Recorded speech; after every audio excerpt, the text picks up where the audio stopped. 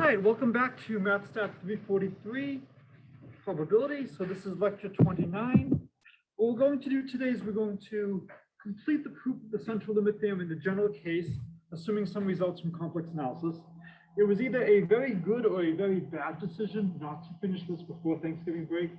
Given that I have chosen to do it after Thanksgiving break, I of course will argue it was a good, inspired decision. This way, it forces us to review what we were doing. And hopefully that just drives it home a little bit more. The argument is going to be very similar to what we saw in the special case when we looked at the Poisson random variables. And the only real difference is that for the Poisson random variables, we had a beautiful closed form expression for the moment generating function. It was an exponential of an exponential, which basically tells you that, sometimes when they're coming up with these, painful problems for you to do in Calc 1 and Calc 2 to make sure you know how to do your stuff, there's actually a reason behind it. Almost surely they don't know that when they're giving it to you, they're just, giving you what they think is a difficult problem. But sometimes functions like that actually do show up. If time permits, and I think it will, we'll talk a little bit about estimating probabilities. We'll talk a little bit about the error function. We saw earlier that Chebyshev did not do nearly as well as the central limit theorem in estimating certain probabilities, similar to how divide and conquer did not do nearly as well as Chebyshev.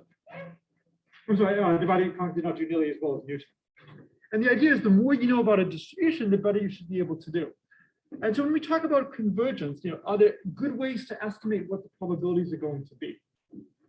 One of the things, of course, is to just do the integration numerically. There's lots of great techniques for that. Simpson's method is a great one. But we can do some really good back of the envelope calculations that give a pretty good sense of what's going on. So the general items, as always, the advantages of doing a simple case first. By doing the proof for the Poisson random variables, hopefully that gives us an intuition of how to proceed in general. And as we're going through the proof, just ask yourself, where were we fortunate? Where were we lucky to be working with the Poisson random variable? Okay, we had this nice closed form expression for the moment generating function. How can we modify that in general? So to put myself in the same boat as you as much as I can, I have deliberately not looked at my notes or the books or anything like that. This is not because I was partying hard during Thanksgiving and did not have time to prepare the lecture. I had time. It's just to try to hopefully show as much as possible these are natural things to do. I unfortunately can't help the fact that I've taught this probably at least 10 times over the last 20 years, probably more like 14. So, it's going to just be a little bit in my memory, but next is the power of Taylor series. And I may, show a little bit of just, some of the powers of approximating things by Taylor series a little bit later if there's time. And then the last, as always, is the power of logarithms. They convert products to sums. We have a much better intuition in understanding how to do sums. So all the algebra that I'm going to be doing here is in the book itself. I'll be writing notes. So here, it's very similar to the Poisson case. Okay. And then on your exam, I would not be surprised if you were asked to do the central limit theorem for another nice random variable. And that doesn't mean just mimic the general proof and then specialize at the end. It means go through and use the fact that you have a nice moment generating function and avoid the complications that we have to do in general. All right, because it's been a while, it's not bad to just quickly review what's going on. So the moment generating function, which does not always exist, is the expected value of e to the tx. And so if we take something like the Cauchy random variable, which doesn't have moments, we easily do not expect that the moment generating function will exist. Well, there's at least one value of t where it exists. Where does it exist? What value of t? 0. So it will clearly exist at t equals 0, but that might be the only value of t it exists at. Well, in one direction, you have a negative exponential. So, depending on if your distribution is one-sided, you might actually get it exists on one side of t equals 0, if you're particularly lucky. We talked about how the moment generating function is really the generating function just with a change of variable. The moment generating function has a lot of nice properties. We've seen these multiple times. Not surprisingly, hence its name, if you do its Taylor series expansion, you get the centered moments divided by the factorials. And this way, when you differentiate, the factorials cancel and you are left with just the moments. So the kth centered moment is the kth derivative evaluated at t equals 0.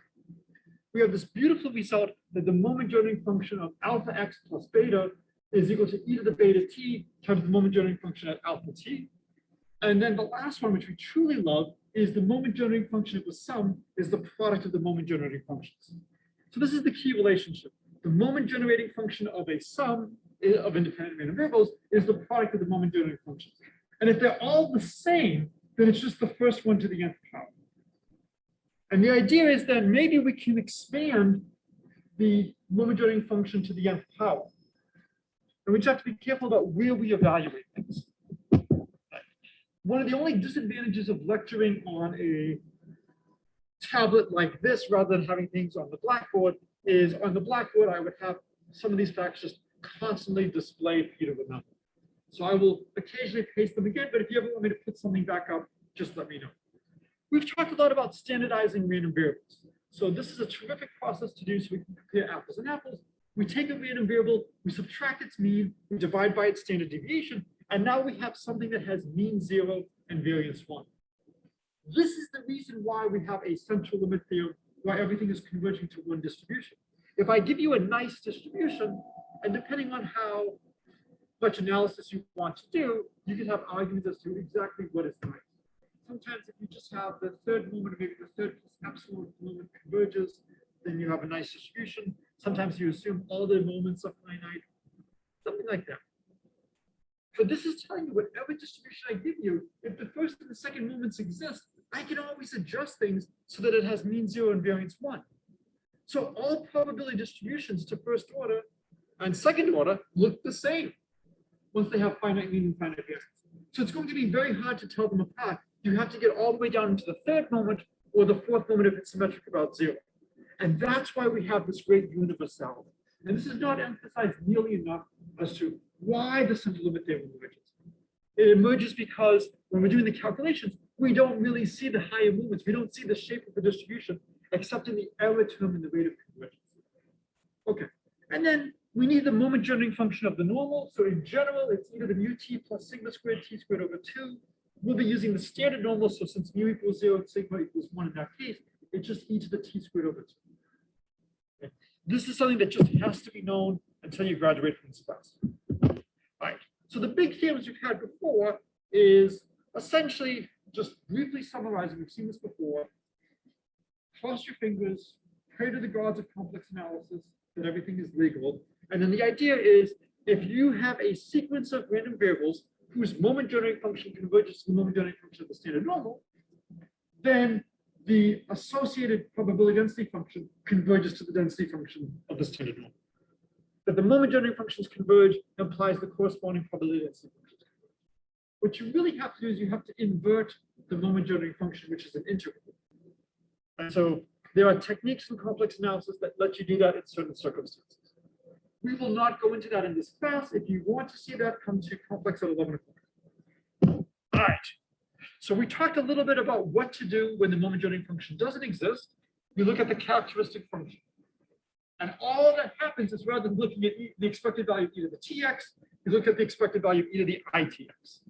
And at first, like, really, this shouldn't make that much of a difference. But e to the tx exponentially grows in one direction.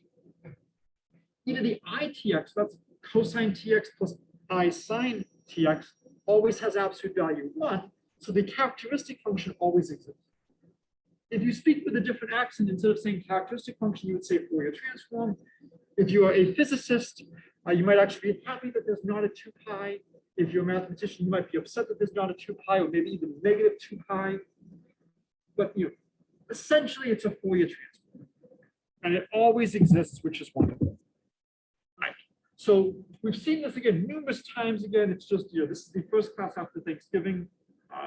Not a bad idea to just quickly refresh things. The standard normal would just be sigma equals 1, mu equals 0. In general, it's density 1 over square root of 2 pi sigma squared, exponential negative x minus mu squared over 2 sigma squared. And then the central limit theorem says, imagine we have a bunch of independent identically distributed random variables, and let's assume the moment generating function exists and converges for absolute value of t less than delta for some delta greater than 0. So that's our big assumption. Fortunately, in the cases we really care about, when we have nice moment generating functions, this assumption is easy to verify, and this function holds. This assumption holds. But it doesn't hold for other distributions like the quotient. Does this bother you?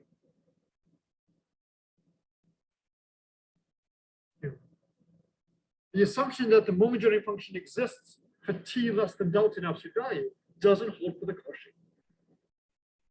Do you expect the central limit theorem to hold in this case? Okay, why not?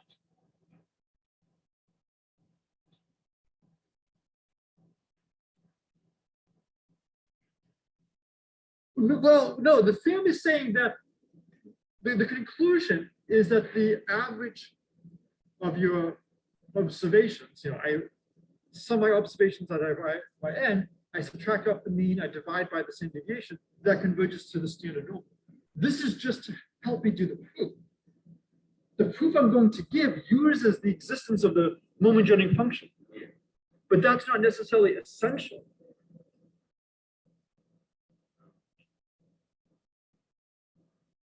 So if I gave you the Cauchy distribution, how do you feel about doing this? How do you feel about subtracting the mean and dividing by the standard deviation for the Cauchy distribution? Yeah, it doesn't have a mean. We can argue, and if you want to argue that it has a mean of 0, fine, I'll give you that it has a mean 0. But then you're dividing by infinity.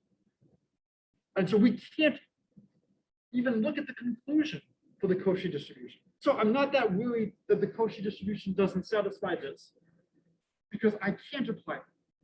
Now, you could look at the median of the Cauchy, and it turns out you can prove the median of the Cauchy is normally distributed. And so you can actually recover a version of the central limit theorem, and instead of looking at the distribution of the mean, you could look at the distribution of the median. And that's actually a much better statistic for many things. It's a little bit more sensitive to some large observations. All right, so is everybody clear on what we're going to try to prove for the central limit theorem? Okay, and now we just have a bunch of blank slides. All right, so it's been a while since I've done this. Let's see if we can do this. So we have x is x1 plus xn, and we're going to let z be x minus n mu divided by sigma square root of n, right?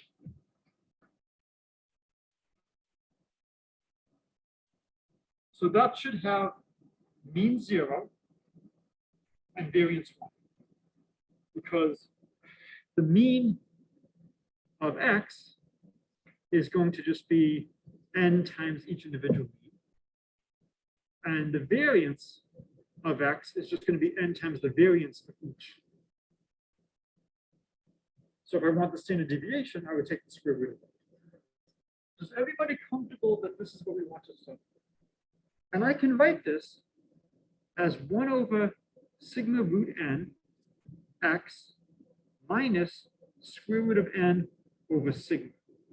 And that's alpha x plus beta.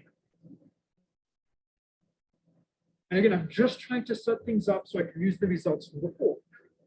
So we know the moment generating function z of t is the moment generating function of alpha x plus beta of t, which is e to the beta t, the moment generating function of, I believe, alpha t. I will just double check to make sure that that was right. E to the beta t, moment generating function alpha t. Perfect. So far, no mistakes. But this is just e to the beta t, the moment generating function of x1 plus xn of t. I'm sorry, of alpha t. Because x is just x1 plus x2 plus delta plus like that. Okay. What's the moment generating function of a sum?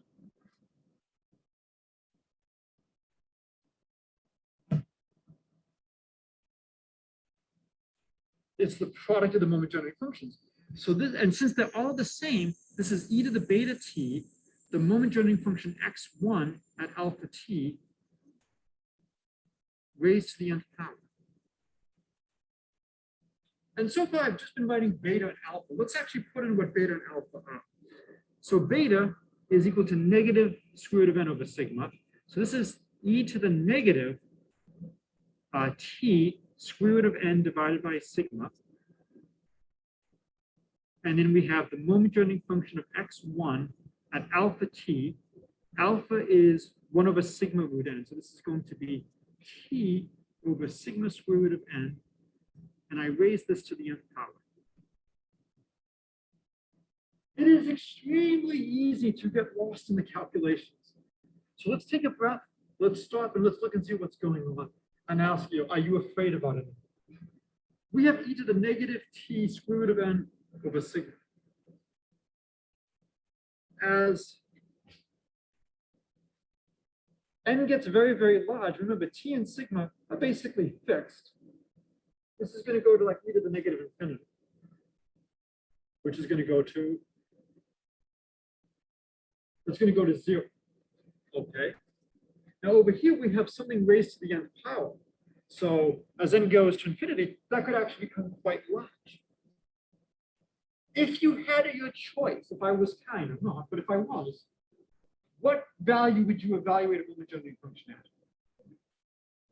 0. What is every moment generating function at 0?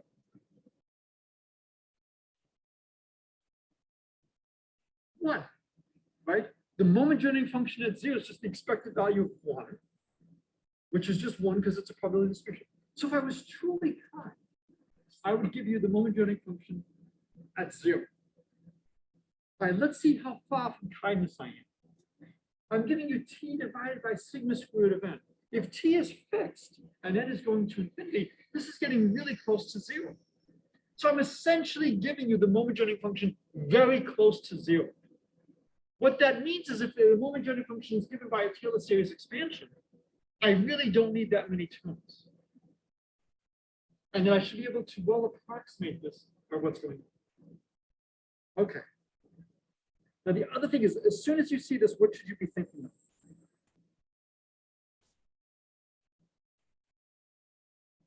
Log, right? As soon as you see a product, you should be thinking of log, right? So before we take the log, let's save this as equation star. And let's just look at the moment generating function of x1 at t over sigma root n for a while and just get some intuition about that. So the moment generating function at x1 of t over sigma root n equals what? Well, the moment generating function, let me use a different variable. Let me use the variable u, is going to be 1 plus mu. Oh God, u is probably a terrible choice. Let me use mu w plus mu2 prime w squared over 2 factorial plus mu3 prime w cubed over 3 factorial plus mu to the 4th prime w to the 4th over 4 factorial plus dot dot dot. And this converges if the absolute value of w is less than delta. Let's see what everything is. So this is going to be 1 plus mu w. What is the second moment? What does mu2 prime equal? It's not the variance. It's the expected value of x squared. So how is the expected value of x squared related to the variance?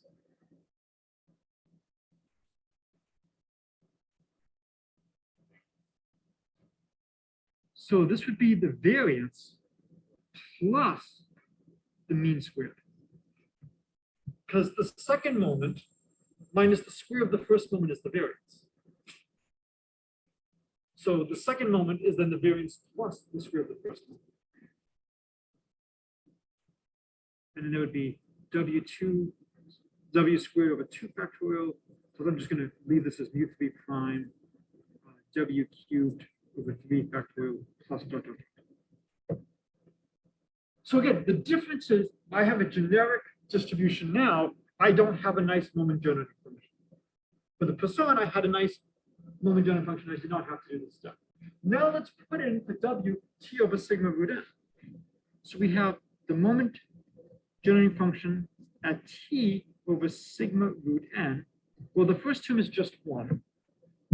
The next term is going to be plus mu t over sigma root n plus sigma squared plus mu squared. And now we have to square the inputs. We're going to get t squared over 2 sigma squared n. Yes. Everybody comfortable up to here? So we had 1 over square root of n, 1 over n. What's the next term? It's going to be, how do we get 1 over n to what power? To the 3 of. Every time we go further, we have a t over sigma root n. Every additional term, we get an extra square root of n to the denominator. And now you just plus something of order 1 over n to the 3/2. So I'm going to be a little bit cavalier here and not go through the rigorous thing. What you have to do is you have to show that the sum from this point onward is going to be something of size n to the 3/2. And this comes from the fact that the moment generating function converges, and we keep putting in things of size, 1 over square root of n less than the previous term. What you could do is you could replace all the higher powers of n as you go deeper with just n to the 3/2. And that will give you an upper bound. Take absolute values, things converge absolutely. Is everybody comfortable that the error is of size 1 over n to the 3/2? If we just have a series that converges, each term is 1 over root n less than the other. Now, you could be a little bit larger because maybe the 4th moment is larger than the 3rd moment, but you're going to be having decay like this. So you're going to have something of size 1 over n to the 3/2. But now we need to raise this to the nth power. So that's this whole thing to the nth power. How should you study something raised to the nth power? Log. So when we take the log, so the log of the moment generating function of x1 at t over sigma root n to the nth power is n times the log of this mess. 1 plus u t over sigma root n plus sigma squared plus mu squared t squared over 2 sigma squared n plus, I'm going to write big O of n to the negative 3/2.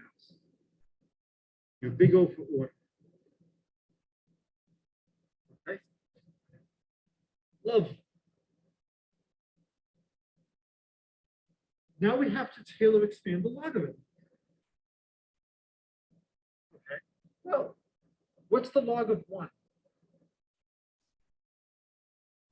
0. So as n gets very, very large, this should be very close to the log of 1, so it should be very close to 0. But we're multiplying it by n, and n is quite large. So we have the chance of having these compete with each other.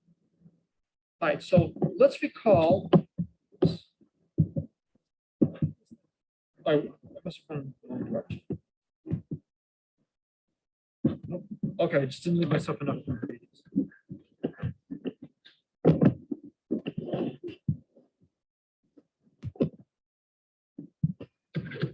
So the log of 1 plus x is x minus x squared over 2 plus x cubed over 3 minus x to the 4th over 4 plus dot, dot, dot. So you should be able to do this.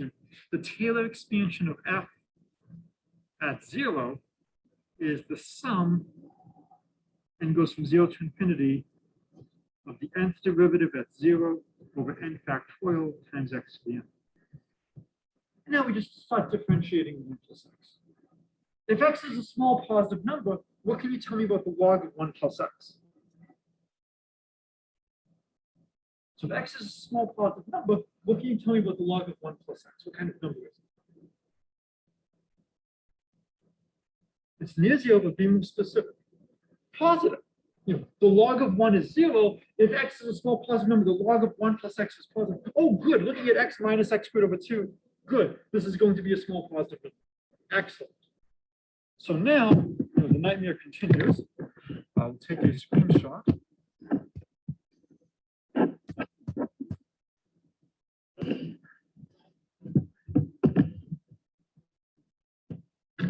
And so, just a little bit. The little part that didn't get covered. Okay, so here is my function. Now I want to expand it. So this whole quantity here is going to be my x. So I get n times the following. The first is x. So I'm going to have ut over sigma root n plus sigma squared plus mu squared. It should be a t squared over 2 sigma squared n plus order n to the negative 3/2. That's my x piece. Then I have to have my x squared piece. When I look at my x squared piece, ut, the sigma root n times itself is going to give me something of size 1 over n. When this hits anything else, I'm going to get something at least of size 1 over n to the 3/2. I'm multiplying by n. N times 1 over n, that's a constant size that can contribute. N times something of size 1 over n to the 3/2 is going to be 1 over square root of n, is not going to contribute. So the only thing I need to worry about for the second term is the mu t over sigma root n squared. Everything else is going to be high order. So I can just write plus mu squared t squared over sigma squared n, and then I have a 2. And then I'll say plus order n to the negative 3/2. And then I have the x cubed term and higher. And that's also going to be of order n to the negative 3/2 when you sum it all. So I'm not doing all the steps of the algebra that everything is negligible. I'm trying to do just enough to give you a sense that this can be made rigorous, not so much that you rush it. Okay? It's a delicate balancing act with how much detail to give. But the idea is we just have to do careful bookkeeping to show that everything that comes from this point onward can just be approximated away. This also shows you that if there's an approach that avoids all this algebra, that might be worth knowing. You know, if we have a special probability distribution, we can work with it directly. We don't have to do all of this. Years ago, when I was teaching, I told the students at Brown that you would have to do a special distribution on the exam. And what one student did is they memorized every step of this proof. And then on the very last line, they then said, and now we take for our distribution u equals n lit. That's not doing a proof for a special distribution. A proof for special distribution bypasses all of this and uses the fact that we know what the moment generating function is to simplify the algebra. This is because we don't have a nice moment generating function. We can't simplify the algebra. We just have to do it. And now we just start multiplying things out. So the first is we're going to get square root of n ut over sigma. Then we'll have plus, we have a sigma squared, mu squared, t squared, 2 sigma squared, the n's cancel. And over here, we also have a mu squared, t squared over sigma squared n. Oh, wait, but this should be a minus sign over here. That was a typo. Nobody caught me. That's not bad. I went this far without making an algebra mistake.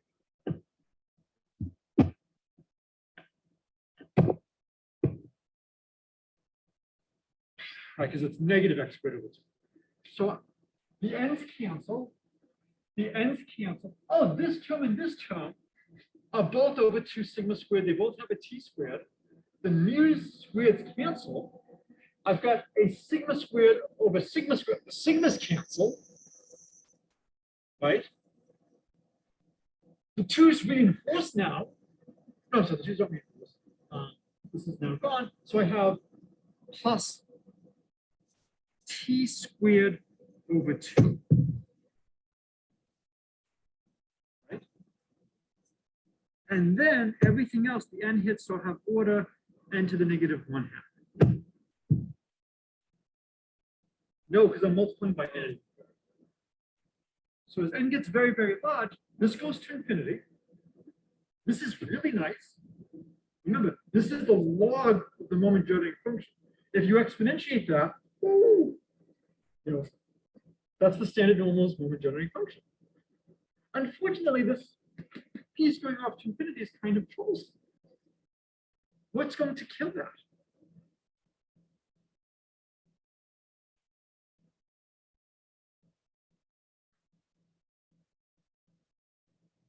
sorry? Yes. If you go back to what we had a while ago, we had e to the negative t square root of n sigma times the moment generating function to the nth power. And then we just looked at the log of the moment generating function. We also have to look at the log of this. Right? So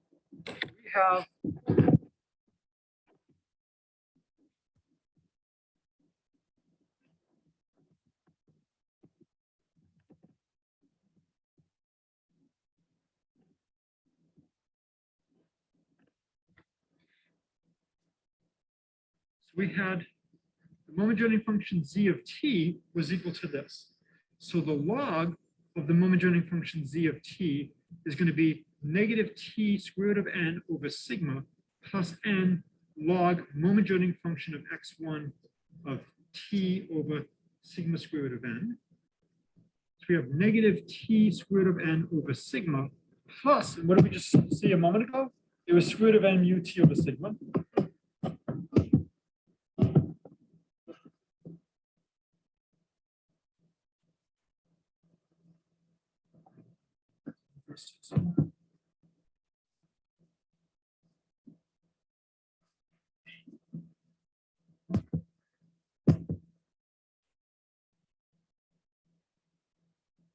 I dropped the mu in beta. Beta should be n mu over sigma root n. So it should be square root of n mu. So we dropped a mu over here.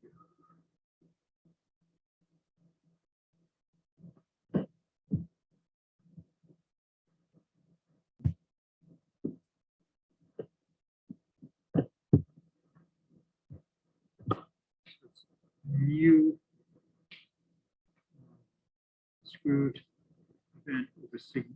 And again here, alpha is equal to 1 over sigma squared of n. Beta is equal to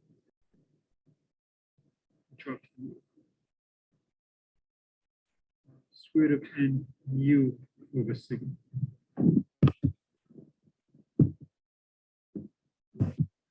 So there should be mu over here.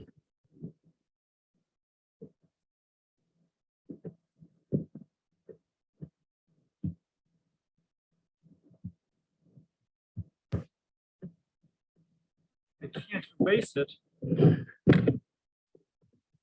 because I pasted this.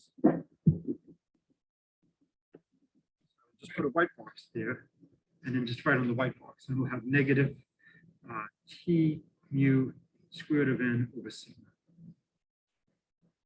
Right, so now when we do that, we get a negative t square root of n mu over sigma plus, from what we had a page ago, square root of n mu t over sigma plus t squared over 2 plus a term of size negative 1/2. So notice the two terms that go to infinity cancel each other, and we get t squared over 2 plus order n to the negative 1/2.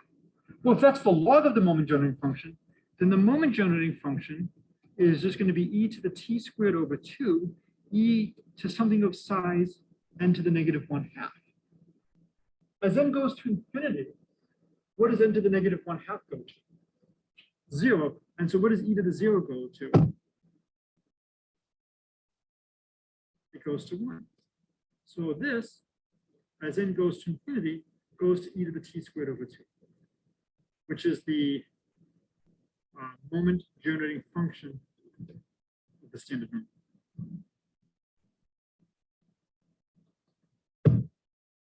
And so not only did we prove the central limit theorem, we actually proved a little bit more.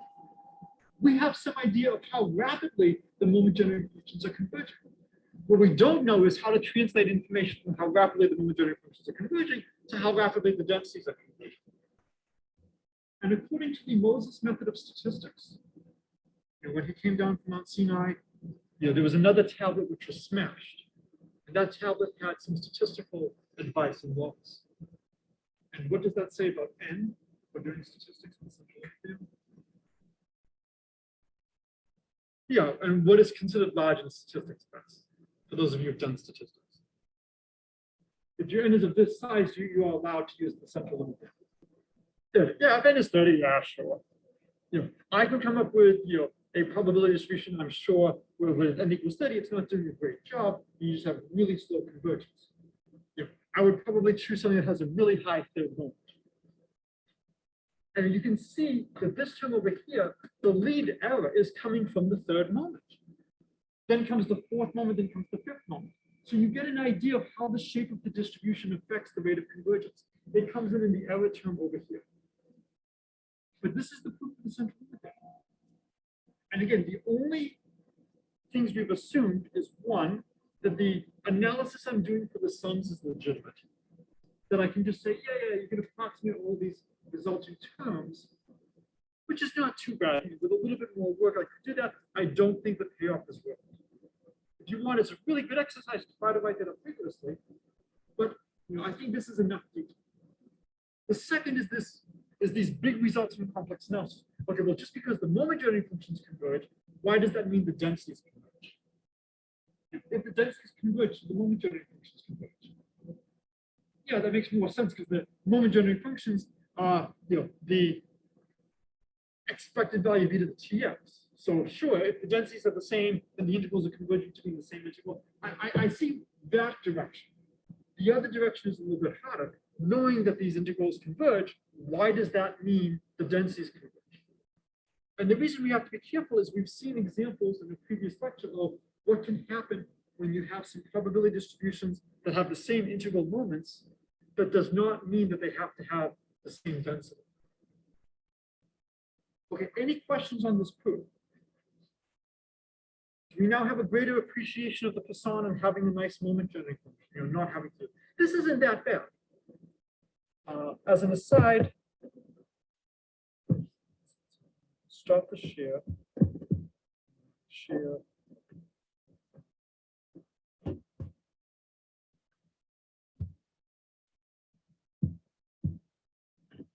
I'm going to share some slides from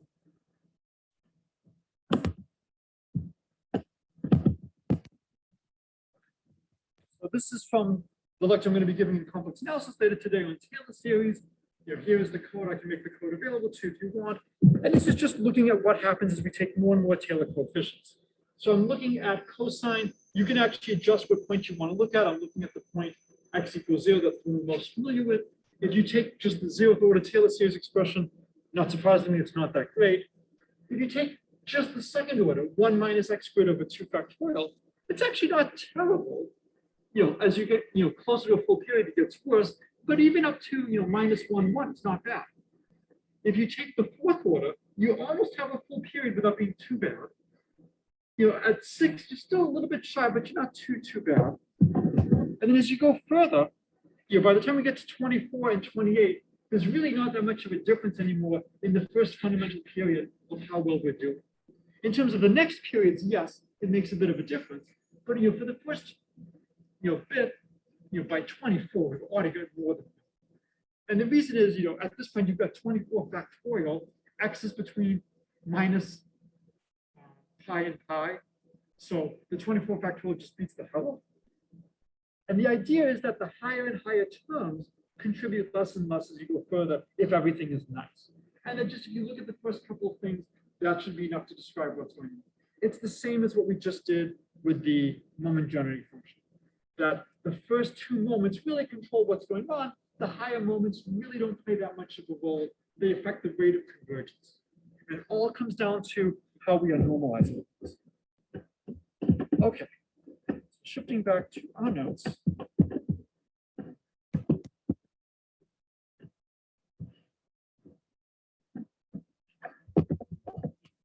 Okay, so what I want to do now is I want to talk a little bit about estimating.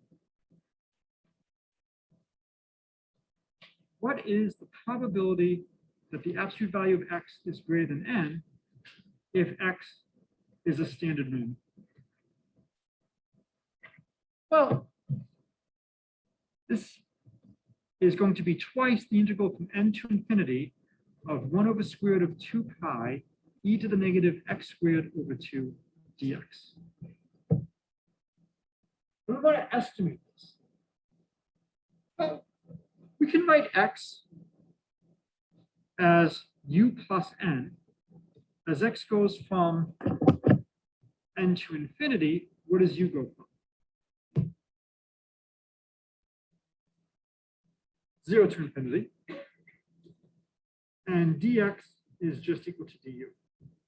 So it's twice 1 over square root of 2 pi, integral from 0 to infinity, e to the negative u plus n squared over 2 du. So that's the square root of 2 over pi, integral from 0 to infinity, e to the negative u squared over 2, e to the negative un, because the 2 un, the 2 down below cancel. And then we have e to the negative n squared over 2 du. So we have the square root of 2 over pi. Well, let's leave it as this. Let's write as e to the negative n squared over 2, integral 0 to infinity. I'll leave the 2 outside. 1 over square root of 2 pi, e to the negative u squared over 2, e to the negative un du. We want to estimate this interval. Well, there's lots of ways to do this.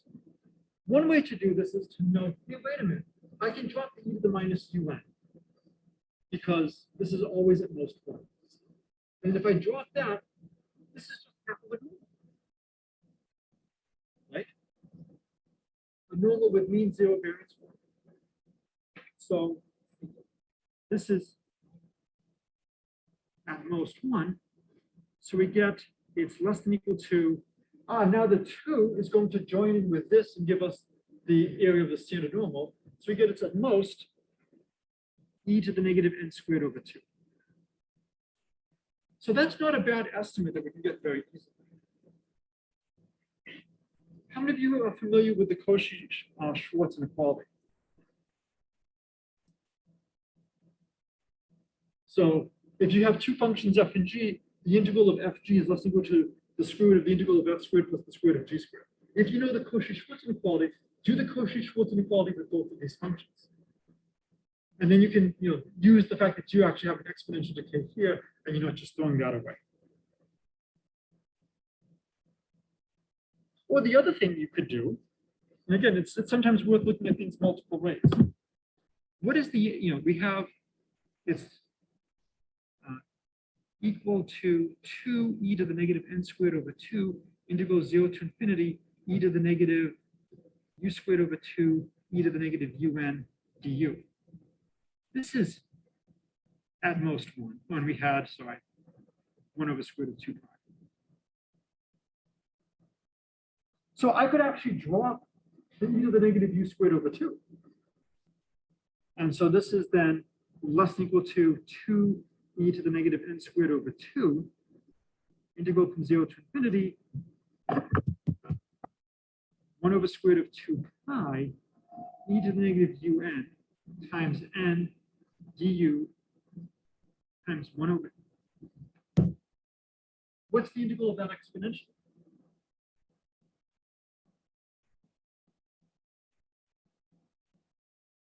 If I integrate e to the negative un and du from 0 to infinity, isn't that just 1? So that gives me 2 e to the negative n squared over 2 over n squared root of 2 pi. So this is e to the negative n squared over 2 times square root of 2 over n squared root of pi. So that's actually a little bit better than we had before. Slightly better constant, and we get a little bit more n decay. So depending on the work you're doing, so we have 5 minutes, we have time for one last thing. Let's try to estimate. Now, we want to integrate from minus infinity to, say, x, e to the negative t squared over 2 dt. Is everybody fine with my dropping the 1 over square root of 2 pi normalization? If we can estimate this, we can multiply by 1 over square root of 2 pi. All right. Anybody know any nice formulas for the exponential function?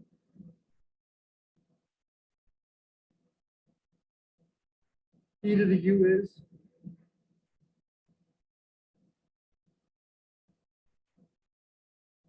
What's e to the u? This is one of the ones you have to know. It's the sum n goes from 0 to infinity, u to the n over n factorial. So what we have over here,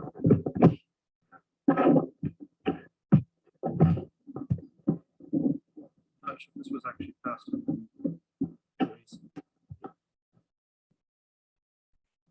Is the sum n goes from 0 to infinity, u to the n over n factorial. I'm sorry, instead of u to the n, negative t squared over 2 to the n over n factorial dt. What's the integral of the sum?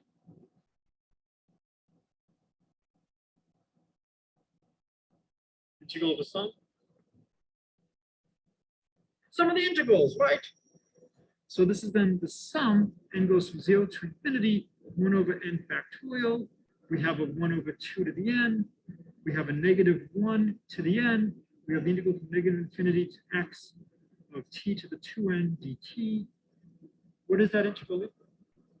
Well, that's t to the 2n plus 1 over 2n plus 1, negative infinity in x. And this is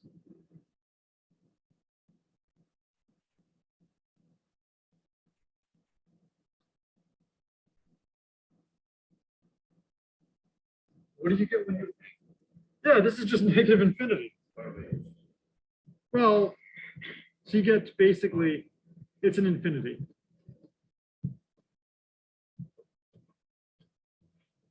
Okay, this is bad. Okay, why is this bad? We're basically going to have an alternating sum of infinities. The problem is we can't just integrate from minus infinity to infinity. If we try to integrate from minus infinity to infinity, the problem is it blows up.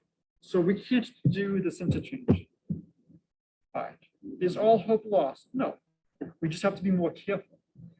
So the probability that, say, x is less than equal to some value of x.